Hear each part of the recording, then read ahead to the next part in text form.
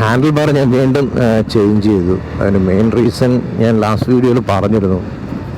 എപ്പോഴും ഇതിൻ്റെ ഒരു എക്കണോമിക്സ്, ഒരു വാഹനം ഒരു കമ്പനി റിലീസ് ചെയ്യുമ്പോഴത്തേക്ക് അവർ അതിന് വേണ്ടുന്നൊരു എക്കണോമിക്സ് വെച്ചായിരിക്കും സെറ്റ് ചെയ്തായിരിക്കും അവർ ഡിസൈൻ ചെയ്ത് പുറത്തിറക്കുന്നത്.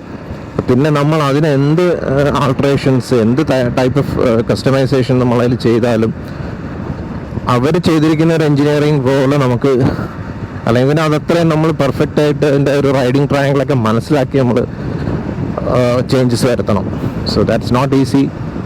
അപ്പോൾ ഞാൻ ഹാൻഡിൽ ബാർ റൈസർ വെച്ചതിന് ശേഷം എനിക്ക് ആ ഒരു ഫാസ്റ്റായിട്ട് റൈഡ് ചെയ്യുമ്പോഴൊക്കെ എനിക്ക് ഭയങ്കര ഒരു ബുദ്ധിമുട്ട് തോന്നുമായിരുന്നു. റൈഡ് ചെയ്യാൻ പറ്റുന്നുണ്ടായിരുന്നു. ഫാസ്റ്റായിട്ട് റൈഡ് ചെയ്യാൻ ഇൻ ദ സെൻസ്, ഞാൻ അന്നും പറഞ്ഞിരുന്ന ഒരു ക്രൂസർ മോഡായിട്ട് അങ്ങനെ ഓടിക്കാനേ പറ്റത്തുള്ളൂ. പക്ഷെ പ്രശ്നം അതൊന്നുമല്ല.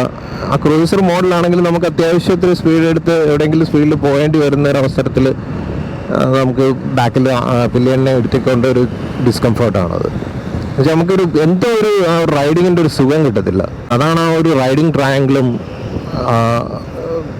പ്രോപ്പറായിട്ടുള്ള, അതായത് ഈ വണ്ടി ഡിസൈൻ ചെയ്തിരിക്കുന്നതിന് കറക്റ്റിനായിട്ടുള്ള ഏത് സൈസിലുള്ള ആളുകൾക്കും കംഫർട്ടബിളി ഓടിക്കത്തക്ക വിധത്തിലായിരിക്കും ഈ ഹാൻഡിൽ ബാർ അവർ സെറ്റ് ചെയ്തിരിക്കുന്നത്.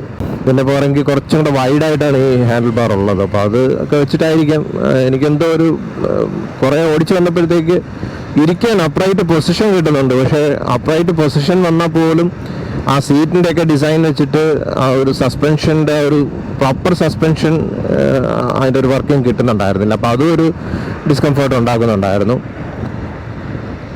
അപ്പോൾ അങ്ങനെ ഞാൻ വീണ്ടും പഴയ അവസ്ഥയിലോട്ട് റീസെറ്റ് ചെയ്തു. അപ്പോൾ റീസെറ്റ് ചെയ്തപ്പോഴത്തേക്ക് വീണ്ടും ആ ഒരു ബുദ്ധിമുട്ടൊക്കെ മാറി. അപ്പോൾ എനിക്ക് പറയാനുള്ളത് വേറൊന്നുമല്ല, നിങ്ങൾ വണ്ടി എടുക്കുമ്പോഴത്തേക്ക്, ഞാൻ കഴിഞ്ഞ എൻ്റെ വീഡിയോസിൽ തന്നെ ഞാൻ ഇതിൻ്റെ ഓടിക്കുമ്പോഴത്തേക്ക് കൈയുടെ സ്ട്രെയിൻ ഞാൻ പറഞ്ഞിട്ടുണ്ടായിരുന്നു. പക്ഷെ അതിന് നിങ്ങൾക്ക് ചെയ്യാവുന്ന ഒരു കസ്റ്റമൈസേഷൻ എന്ന് പറയുന്നത് ഈ അലൻ കീ വെച്ച് ഒന്ന് അൺലൂസ് ചെയ്തിട്ട് സ്ക്രൂസ് ഒന്ന് ലൂസൺ ചെയ്തിട്ട് നമുക്ക് ഒന്ന് അഡ്ജസ്റ്റ് ചെയ്ത് കൊടുക്കാം. ഒന്ന് ടിൽറ്റ് ചെയ്ത് നമ്മുടെ ഒരു ആംഗിൾ, നമ്മുടെ ഒരു കംഫർട്ടബിൾ ആംഗിളിലോട്ട് ഇതിന് ആദ്യം ചേഞ്ച് ചെയ്യുക എന്നുള്ളതാണ് ഇമ്പോർട്ടൻറ്റ്. അത് ഈ 4 നട്ടും ഒന്ന് ലൂസ് ചെയ്യും. 4 നട്ടും ലൂസ് ചെയ്യണമെന്നില്ല, ഈ 2 നട്ടും ലൂസ് ചെയ്യുമ്പോൾ തന്നെ അത്യാവശ്യം അത് നമുക്ക് ടിൽറ്റ് ചെയ്യാൻ പറ്റും. ഈ ടിൽറ്റ് ചെയ്താലും ഇപ്പോൾ എക്സിസ്റ്റിംഗ് ആ സ്റ്റോക്ക് ഹാൻഡിൽ ബാറിലായിരുന്ന പോലും നമുക്ക് കുറച്ച് അഡ്ജസ്റ്റ്മെൻറ്റ്സ് ഒക്കെ വരുത്താൻ പറ്റും. അതായത് നമ്മൾ ഇത്തിരി ഒന്ന് കുറച്ചും കൂടെ അങ്ങോട്ട് ഉയർത്തി കഴിഞ്ഞാൽ ഹൈറ്റ് കൂടും, സെയിം ടൈം നമ്മുടെ ഫോർവേഡ് ലീനിങ് ആംഗിളും കുറച്ച് കൂടും, അങ്ങോട്ട് ഫോർവേഡ് ലീൻ ചെയ്യേണ്ടി വരും. പിന്നെ എൻ്റെ ഒരു കണക്കിൽ ഞാനിപ്പോൾ ഈ സെറ്റ് ചെയ്തിരിക്കുന്നതാണ്. ഇത് ഞാൻ പല റൈഡ് ചെയ്ത് നോക്കി, ലോങ് ഒക്കെ ചെയ്ത് നോക്കിയിട്ട് ഞാൻ ഫൈൻഡ് ഔട്ട് ചെയ്ത് ഞാൻ കണ്ടെത്തിയ ഒരു സ്വീറ്റ് സ്പോട്ടാണിത്. അപ്പോൾ ഈ ഒരു പൊസിഷനിൽ എനിക്ക് ആ ഒരു ഇരിപ്പും നല്ല കംഫർട്ടബിൾ ആണ്. എന്നാൽ സെയിം ടൈം കൈ കുറച്ച് ലൂസാണ്. എപ്പോഴും നമ്മൾ റൈഡ് ചെയ്യുന്ന സമയത്ത് കൈ ഭയങ്കര ഇറുക്കി പിടിച്ച കണക്കാകുമ്പോഴാണ് ഭയങ്കര ബുദ്ധിമുട്ട് വരുന്നത്. ഇതിപ്പോൾ എനിക്ക് കറക്റ്റാണ്. ഞാൻ അത്യാവശ്യം അപ്രൈറ്റ് പോസ്റ്ററിലോട്ട് വന്നാൽ പോലും എനിക്ക് ഭയങ്കര റിലാക്സ്ഡ് ആയിട്ട് കൈ വയ്ക്കാൻ പറ്റും. ആ ഒരു കൈ നല്ല നല്ല, അതായത് എൽബോ സ്ട്രെച്ച്ഡ് ആയിട്ടാണ് ഇരിക്കുന്നെങ്കിൽ പോലും കൈ ഒന്ന് ലൂസ് ആണെന്നുണ്ടെങ്കിൽ നമുക്ക് കുറച്ചും കൂടെ ഒരു റൈഡ് ചെയ്യാൻ കുറച്ചുകൂടെ കംഫർട്ടായിരിക്കും. ലോങ് റൈഡ്സിൽ ആ ഒരു ഞാൻ ആദ്യം പറഞ്ഞ പോലുള്ള എൽബോ പെയിനോ അല്ലെങ്കിൽ റിസ്റ്റ് പെയിനോ ഒന്നും വരത്തില്ല. മാത്രമല്ല നമുക്ക് ഈ എപ്പോഴും ഇങ്ങനെ ഓടിക്കുന്ന സമയത്ത് നമ്മുടെ കൈ ഇത്രയും റിലാക്സ്ഡ് ആയിട്ട് ഇരിക്കണമെന്ന് ഞാൻ പറയാൻ കാരണം, നമുക്ക് ഫാസ്റ്റായിട്ടൊക്കെ പോകുന്ന സമയത്ത് ഈ സ്വിച്ചസ് ഒക്കെ അക്സസിബിൾ ആയിരിക്കണം. അക്സസിബിൾ ആണ്, പക്ഷേ അതൊക്കെ പ്രോപ്പറായിട്ട് നമുക്ക് കൈ ഓടിച്ചതൊക്കെ ഇടാൻ പറ്റണം. അതും ഒരു ഇമ്പോർട്ടൻ്റ് ആണ്. അപ്പോൾ നമ്മളിങ്ങനെ വണ്ടി ഓടിക്കുന്ന സമയത്ത്, ഏത് വാഹനമായിരുന്നാലും റൈഡ് ചെയ്യുന്ന സമയത്ത് നമ്മൾ ഈ കൈയുടെ ഫിംഗേഴ്സൊക്കെ നമുക്ക് വളരെ ഈസി ആയിട്ട് മൂവ് ചെയ്യിക്കാൻ പറ്റും, ഒരു സ്ട്രെച്ച്ഡ് ആയിട്ട് ഇരിക്കാൻ പറ്റും എന്നുള്ളത് നമ്മൾ കൺഫേം ചെയ്യുക. എന്നാൽ മാത്രമേ നമുക്കൊരു കംഫർട്ടബിൾ റൈഡ്, ഏത് വണ്ടിയായിരുന്നാലും ആ വണ്ടിയിൽ നിന്ന് നമുക്കൊരു കംഫർട്ടബിൾ പൊസിഷനിൽ റൈഡ് ചെയ്യാൻ പറ്റത്തുള്ളൂ. സോ അപ്പോൾ അത് ഇമ്പോർട്ടൻ്റ് ആണ്. ഇപ്പോൾ എനിക്ക് എന്തായാലും വളരെ കംഫർട്ടബിൾ ആണ്. ഇപ്പോൾ ഞാൻ ലോങ് റൈഡ്സ് ഒക്കെ ചെയ്ത് നോക്കി. ഇതിപ്പോൾ ഞാൻ കുറച്ച് റീച്ച് അടുത്താണ് വെച്ചിരിക്കുക. വളരെ റീച്ച് അടുത്താക്കിയിട്ടില്ല, ഒരു മീഡിയം ലെവലിൽ. അതായത് ഇത് ഫാക്ടറി സെറ്റ് ചെയ്ത് ഡിഫോൾട്ടായിട്ട് വന്നതിനെക്കാട്ടിലും ഞാൻ കുറച്ചൊന്ന് റീച്ച് ആംഗിൾ കുറച്ചൊന്ന് അടുപ്പിച്ച് സൈഡിലോട്ടാക്കി, അതായത് ഇങ്ങോട്ടാക്കിയിട്ടുണ്ട്. സോ നിങ്ങളായിരുന്നാലും പുതിയ വണ്ടി എടുക്കുമ്പോൾ ആദ്യം ഇതൊന്ന് ട്രൈ ചെയ്ത് നോക്കുക. പിന്നെ നല്ല ഹൈറ്റ് ഉള്ളവർക്ക് ഇതൊരു ബുദ്ധിമുട്ട് വരുമെന്ന് എനിക്ക് തോന്നുന്നില്ല. ഇത് ഇത്രയും സെറ്റ് ചെയ്തിട്ട് പിന്നെ വേറൊരു പ്രശ്നം എന്ന് പറഞ്ഞാൽ, പില്ലിയനെ എടുത്ത് പോകുമ്പോഴത്തേക്ക് ഞാൻ ഈ റൈസർ വെച്ച് കഴിയുമ്പോഴത്തേക്ക് നമ്മൾ ഒരുപാട് ബാക്കിലോട്ട് വരുന്നതിനനുസരിച്ച്, അതായത് അപ്രൈറ്റ് പോസ്റ്റർ ആവുന്നതിനനുസരിച്ച് പില്ലിയനുമായിട്ട് നമ്മൾ വളരെ എടുക്കും. ചേർന്നിരിക്കുന്നുണ്ട്, കുഴപ്പമില്ല. പക്ഷേ പില്ലിയൻ്റെ ആ ഒരു സ്പേസ് ഒത്തിരി കുറവ്, അവർക്കൊരു ക്രാംഡ് ഫീൽ വരും. അതേസമയം ഇപ്പോൾ ഇങ്ങനെ ഇരുന്ന് റൈഡ് ചെയ്യുന്ന സമയത്ത് ഞാൻ കുറച്ചൊന്ന് ഫോർവേഡ് ലീൻ ആവുന്നതുകൊണ്ട് തന്നെ പില്ലിയന് വലിയ ഡിസ്കംഫോർട്ട് തോന്നുന്നില്ല. പില്ലിയന് അത്യാവശ്യം സ്പേസും കിട്ടുന്നുണ്ട്, ഇരിക്കാനുള്ള ഒരു കംഫർട്ടും കിട്ടുന്നുണ്ട്. ഭയങ്കര ഒരു ക്രാംപ്ഡ് ഫീൽ ഒഴിവായിട്ടുണ്ട്. പിന്നെ ഞാനിതിൻ്റെ സീറ്റ് കുറച്ചൊരു ആൾട്രേഷൻ ചെയ്യാമെന്ന് വിചാരിച്ചാണ്. പക്ഷേ ആൾട്രേഷൻ ചെയ്യുമ്പോഴും എനിക്ക് ഈ ഒരു സെയിം കൺസേൺ അവിടെയുണ്ട്. അതായത് ഇതിൻ്റെ ആ ഒരു റൈഡിങ് എക്കണോമിക്സ് അങ്ങ് ചേഞ്ച് ആയി കഴിഞ്ഞാൽ പിന്നെ നമുക്ക് ആ ഒരു സുഖം കിട്ടത്തില്ല. ഒന്നത് ഭയങ്കര ലൈറ്റ് വെയിറ്റ് വണ്ടിയാണ്. ഈ ലൈറ്റ് വെയിറ്റ് വണ്ടി ആകുമ്പോൾ നമ്മൾ ഹൈറ്റ് കൂടുന്ന രീതിയിലുള്ള എന്ത് പരിപാടി ചെയ്താലും അത് ആ വണ്ടിയുടെ ഒരു റൈഡിങ് ഡൈനാമിക്സിനെ ബാധിക്കും, നല്ലപോലെ ബാധിക്കും. ഈവൻ റൈസർ വെച്ചാൽ പോലും നമുക്ക് ഞാൻ പറഞ്ഞ എനിക്ക് ഫാസ്റ്റായിട്ട് റൈഡ് ചെയ്യുമ്പോൾ നമുക്ക് ആ ഒരു ഫിയർ വരും. ഓൾറെഡി ഇതിന് നല്ല ഹൈറ്റ് ഉണ്ട്, അത്യാവശ്യം ടോൾ ക്യാരക്ടറുള്ള ഒരു ബൈക്കാണ്. ആ വീൽസ് എന്നിട്ട് അവർ ചെറുതാണ് കൊടുത്തിരിക്കുന്നത് കമ്പാരിറ്റീവ്ലി. ഇപ്പോൾ ബുള്ളറ്റിൻ്റെയൊക്കെ വീൽസായിട്ട് കമ്പയർ ചെയ്താൽ കുറച്ചൊരു സെക്ഷൻ കുറച്ച് റിം ഡയമീറ്റർ കുറച്ചിട്ടുള്ള ഒരു വീലായിട്ടാണ് എനിക്ക് തോന്നിയത്. ഒരു ഷോർട്ട് ടൈപ്പാണ്. എന്നാൽ ബലൂൺ ടയേഴ്സ് പോലുള്ള ടയേഴ്സാണ് ഒരു ബാക്കിൽ യൂസ് ചെയ്തിരിക്കുന്നത്, റേഡിയൽ ടയറാണ് യൂസ് ചെയ്തിരിക്കുന്നത്. അപ്പോൾ അങ്ങനെയുള്ളൊരു കണ്ടീഷനിൽ പിന്നെ നമ്മൾ ഹാൻഡിൽ ബാർ റൈസറും ഒക്കെ ഹൈറ്റും കൂട്ടി സീറ്റ് ഹൈറ്റും കൂടെയൊക്കെ കൂട്ടിക്കഴിഞ്ഞാൽ സീറ്റിലിപ്പോൾ ഒന്ന് സ്റ്റഫ് ചെയ്ത് ജെല്ലൊക്കെ സ്റ്റഫ് ചെയ്യാമെന്ന് വിചാരിച്ചെങ്കിലും സീറ്റ് ഹൈറ്റ് കൂടുമ്പോഴും നമുക്ക് ഇതിൻ്റെ ഒരു ഇരിക്കാൻ കംഫർട്ടബിൾ ആയെന്ന് മാത്രം പോരാ. റൈഡ് ചെയ്യുമ്പോഴത്തേക്ക് അതിൻ്റെ ആ ഒരു റൈഡിങ് ട്രയാങ്കിൾ പ്രോപ്പർ ആയിരിക്കണം. റൈഡിങ് ട്രയാങ്കിൾ എന്ന് ഞാൻ ഉദ്ദേശിച്ചത് നമുക്ക് നല്ല സ്റ്റേബിളായിട്ട്, അതായത് വണ്ടി ഡിസൈൻ ചെയ്തിരിക്കുന്നതനുസരിച്ച് എല്ലാ വണ്ടിക്കും ഒരു റൈഡിങ് ട്രയാങ്കിളുണ്ട്.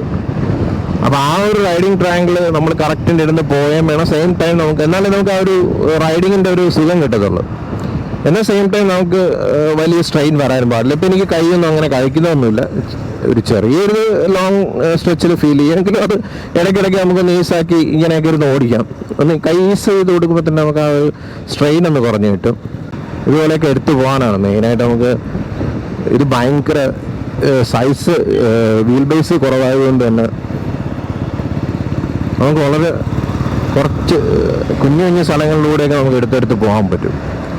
നമുക്ക് ആ ഒരു വാഹനത്തിൻ്റെ കൂടെ പിടിച്ചോളാം.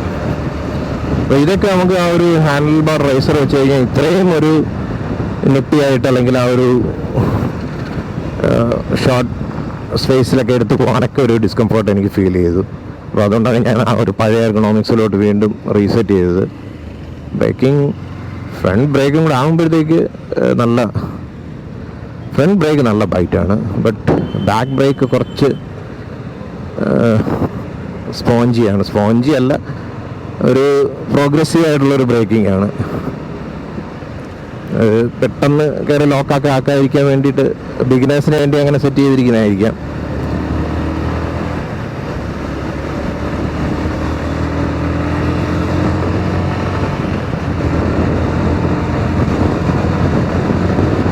ഇതുപോലെയൊക്കെ എടുത്ത് പോകാനൊക്കെ നമുക്ക് ഈ ഹാൻഡിൽ ബാർ ആണെങ്കിൽ ഒരു പ്രത്യേക കംഫർട്ടാണ്.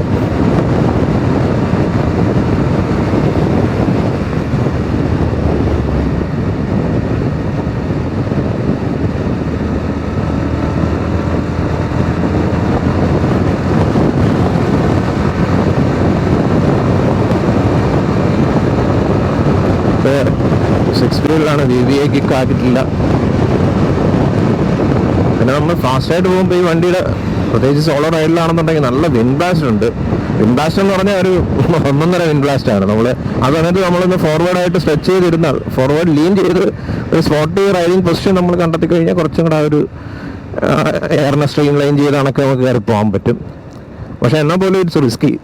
ഭയങ്കര വലിയ ലോങ് സ്ട്രെച്ചുകളിലൊക്കെ അത്യാവശ്യം വെയിറ്റോടുകൂടി സ്പീഡിന് ഓടിക്കുന്നതാണ് നല്ലത്. വെയിറ്റ് കുറവാണെന്നുണ്ടെങ്കിൽ നമ്മൾ കാറ്റ് പിടിച്ച് ചിലപ്പോൾ പറന്നു പോകാൻ ചാൻസ് ഉണ്ട്. കാറ്റ് പിടിച്ച് പറന്നു പോകുന്നുള്ളതല്ല, കാറ്റ് പിടിക്കുമ്പോഴത്തേക്കും നമ്മുടെ ആ ഒരു മൊമെൻ്റ് അല്ലെങ്കിൽ ആ ഒരു വെൽ പ്ലാന്റഡ് ആയിട്ടുള്ളൊരു ഫീല് അതിൽ നിന്ന് നമ്മൾ ചിലപ്പോൾ ആ ഒരു വിൻഡ് ബ്ലാസ്റ്റ് നമ്മളെ എഫക്റ്റ് ചെയ്യും. അപ്പോൾ നമുക്ക് ഭയം തോന്നിക്കഴിഞ്ഞാൽ ചിലപ്പോൾ ആക്സിഡൻ്റ് ഒക്കെ വരാനും ചാൻസ് ഉണ്ട്. So be careful. സോളോ ആയിട്ട് XSR ഫാസ്റ്റായിട്ട് ഓടിക്കുമ്പോൾ അതൊന്ന് ശ്രദ്ധിക്കണം. അത് ശ്രദ്ധിക്കേണ്ട കാര്യമില്ല, നിങ്ങൾ ഓട്ടോമാറ്റിക്കലി നമ്മളത് സ്ലോ ആയിക്കോളും. സോ ഇവിടെ ഇപ്പോൾ ഞാൻ ഫ്ലൈ ഓവറിൽ കൂടെ പോവുക, അപ്പോൾ നല്ല വിൻഡ് ബ്ലാസ്റ്റ് ഉണ്ട്. അപ്പോൾ അതുകൊണ്ട് തന്നെ എനിക്ക് അങ്ങോട്ട് ആ ഒരു 7000 RPM പിടിക്കാൻ പറ്റുന്നില്ല. ഇതിൽ ഒന്ന് ഫോർവേഡ് ലീൻ ചെയ്തിരുന്നു റൈഡ് ചെയ്ത് നോക്കാം.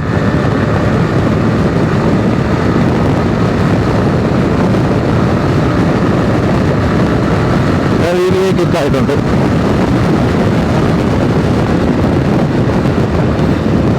വിൻബ്ലാസ്റ്റ് കൊണ്ടാണ് ആ ഒരു ഫിയർ വരുന്നത്. ഓട്ടോമാറ്റിക്കലി കണ്ടുണ്ടെങ്കിൽ കുറച്ചുണ്ട്. സോ ഇങ്ങനെ ഒരു പ്രശ്നമുണ്ട്.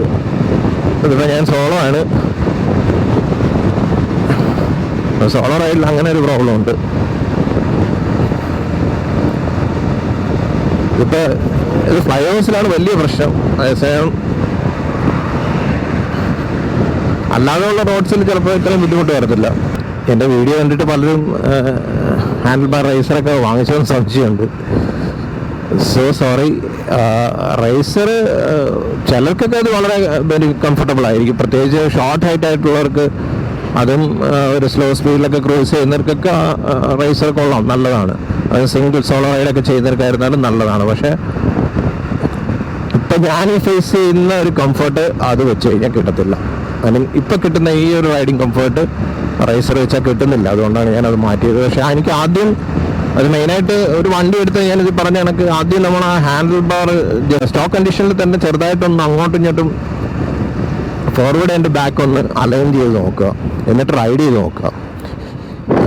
ഒരു ലോങ് സ്ട്രെച്ച് എടുത്തിട്ട് നിങ്ങൾ റൈഡ് ചെയ്യുമ്പോൾ ഇതുപോലെ ഒരു അഡ്ജസ്റ്റ്മെൻറ്റ് ചെയ്ത് നോക്കുക. അപ്പോൾ നിങ്ങൾക്ക് മനസ്സിലാവും ഏതാണ് കംഫർട്ടബിൾ പൊസിഷൻ എന്നുള്ളത്. അല്ല റൈസർ വയ്ക്കുമ്പോൾ പിന്നെ കേബിളൊക്കെ മാറണം. ഇതിൽ പിന്നെ അങ്ങനെയുള്ള പ്രശ്നങ്ങളൊന്നും ഇല്ല. നിങ്ങൾക്ക് ഈ സ്റ്റോക്ക് കണ്ടീഷനിൽ തന്നെ നിങ്ങൾക്ക് ഒരുവിധം അഡ്ജസ്റ്റ് ചെയ്ത് കൊണ്ടുപോകാമെന്നുണ്ടെങ്കിൽ, ഹാൻഡിൽ ബാർ അഡ്ജസ്റ്റ് ചെയ്ത് യൂസ് ചെയ്ത് വലിയ കുഴപ്പമില്ല നിങ്ങൾക്ക് ഓടിക്കാൻ പറ്റുന്നുണ്ടെങ്കിൽ അതാണ് നല്ലത്. അപ്പോൾ ഇനി ഡീറ്റെയിൽ ആയിട്ട് എക്സസാറിൻ്റെ അപ്ഡേറ്റ്സ് പറയാം. ഇതിപ്പോൾ 3000 കിലോമീറ്റേഴ്സ് അടുപ്പിച്ചാവുന്നു. ഇനിയിപ്പോൾ അടുത്ത ഓയിൽ ചേഞ്ച് ചെയ്യണം. ആ ഓയിൽ ചേഞ്ച് ചെയ്യുന്നതിനെ കുറിച്ച് എനിക്ക് പറയാനുള്ളത്, റോയൽ എൻഫീൽഡിൻ്റെത് നമുക്കറിയാം ലോങ് സ്റ്റോക്ക് ആയിട്ടുള്ളൊരു എഞ്ചിനാണ്. അപ്പോൾ അങ്ങനെയുള്ള എൻജിൻസിൻ്റെയൊക്കെ ഒരു പ്രത്യേകത എന്ന് പറഞ്ഞു കഴിഞ്ഞാൽ അത്രയും വലിയ സൈസാണ്. പിസ്റ്റണൊക്കെ അത്രയും വലിയ സൈസായതുകൊണ്ട് തന്നെ, അതായത് ഒരു ലോങ് സ്റ്റോക്ക്, ഇപ്പോൾ റോയൽ എൻഫീൽഡ് പോലുള്ള ഒരു ലോങ് സ്റ്റോക്ക് ബുള്ളറ്റ്, അതിൻ്റെ ക്രാങ്ക് പിസ്റ്റൺ ഒരു പ്രാവശ്യം ഫങ്ഷൻ ചെയ്യുന്ന ടൈമിൽ ഇതിൻ്റെയൊക്കെ ഒരു പിസ്റ്റൺ ചിലപ്പോൾ ഒരു 100 പ്രാവശ്യം അടിക്കുന്നുണ്ടാവും. ആ ഡിഫറൻസ് അതാണ്. ചെറിയ എഞ്ചിനാണ്, ചെറിയ ഒരു ബോക്സി ടൈപ്പ് ഓഫ് സിലിണ്ടറാണ്. സിലിണ്ടർ ബോക്സി അല്ല, സിലിണ്ടർ റൗണ്ട് തന്നെ. പക്ഷേ ആ എൻറ്റയർ ആ സിലിണ്ടർ ഇരിക്കുന്ന ആ ഒരു ബോറും അതിൻ്റെ ആ ഒരു കംപ്ലീറ്റ് മെക്കാനിസം സിലിണ്ടർ ഒരു സ്ക്വയർ ഷേപ്ഡാണ്. അതേസമയം മറ്റേ സ്ഫിയറുള്ള ഒരു സ്ഫിറിക്കലായിട്ടുള്ള എഞ്ചിനാണ്. അപ്പോൾ അങ്ങനെ വരുമ്പോഴത്തേക്ക് ഈ ഒരു ഡിഫറൻസ് ഉണ്ട്. ഇതിനകത്ത് വളരെ കുഞ്ഞു മെക്കാനിസംസ് ആണ്, അതും വളരെ ഫാസ്റ്റായിട്ട് കിടന്ന് അടിക്കുമ്പോഴത്തേക്ക് അത്രയും വിയർ ആൻഡ് ടയർ കൂടും. അപ്പോൾ വിയർ ആൻഡ് ടയർ കുറയ്ക്കാൻ വേണ്ടിയിട്ടാണല്ലോ, അതായത് എൻജിൻ്റെ അകത്തുള്ള പിസ്റ്റൺ ഇങ്ങനെയുള്ള സാധനങ്ങളൊക്കെ പ്രോപ്പർലി മൂവ് ചെയ്യാനും അതിനൊരു ലൂബ്രിക്കേഷൻ കൊടുക്കാനുമായിട്ടാണ് നമ്മൾ എൻജിൻ ഓയിൽ യൂസ് ചെയ്യുന്നത്. അപ്പോൾ ഈ ഇത്രയും ചെറിയ മെക്കാനിസം ആൻഡ് അതിൻ്റെ ഫ്രീക്വൻറ്റ് യൂസേജ് കൂടുന്നത് കൊണ്ട് തന്നെ നമ്മൾ പ്രോപ്പറായിട്ട്, ഇപ്പം ഞാൻ ഈ സിന്തറ്റിക് ഓയിലാണ് ഞാൻ യൂസ് ചെയ്തത് രണ്ടാമത്തെ സർവീസിൽ. അതുപോലത്തെ സിന്തറ്റിക് ഓയിലാണെങ്കിൽ കൂടി അതിൽ 4000 പറയുന്നത്. പക്ഷേ എങ്കിൽ എൻ്റെ അഭിപ്രായത്തിൽ 4000 വരെ ഒന്നും വെയിറ്റ് ചെയ്യേണ്ട. എവറി 3000 കിലോമീറ്റേഴ്സിൽ നിങ്ങൾ ഓയിൽ ചേഞ്ച് ചെയ്താൽ, ഫിൽറ്ററും ഓയിൽ ചേഞ്ചും കൂടെ ചെയ്ത് കഴിഞ്ഞാൽ ഇറ്റ് കോസ്റ്റ് അറൗണ്ട് 2000 rupees. കുറച്ച് കോസ്റ്റ്ലി തന്നെയാണ്. 2000 ആവത്തില്ല, ഒരു 1500 പക്ഷേ ഇത് പ്രോപ്പർലി ഞങ്ങൾ ചെയ്യുക. അതുപോലെ ചെയിൻ ലൂബിങ്ങും ഞാൻ കഴിഞ്ഞ റോയൽ എൻഫീൽഡ് യൂസ് ചെയ്ത സമയത്ത് ഞാൻ ലൂബ് ചെയ്യുമായിരുന്നു. പക്ഷേ എങ്കിലും അവർ പ്രോപ്പറായിട്ടൊരു 300 കിലോമീറ്റേഴ്സിൽ ചെയ്യത്തില്ലായിരുന്നു. അപ്പോൾ അതുകൊണ്ട് തന്നെ പെട്ടെന്ന് ചെയിൻ സ്പോക്കറ്റൊക്കെ കംപ്ലൈൻറ്റ് വരുമായിരുന്നു.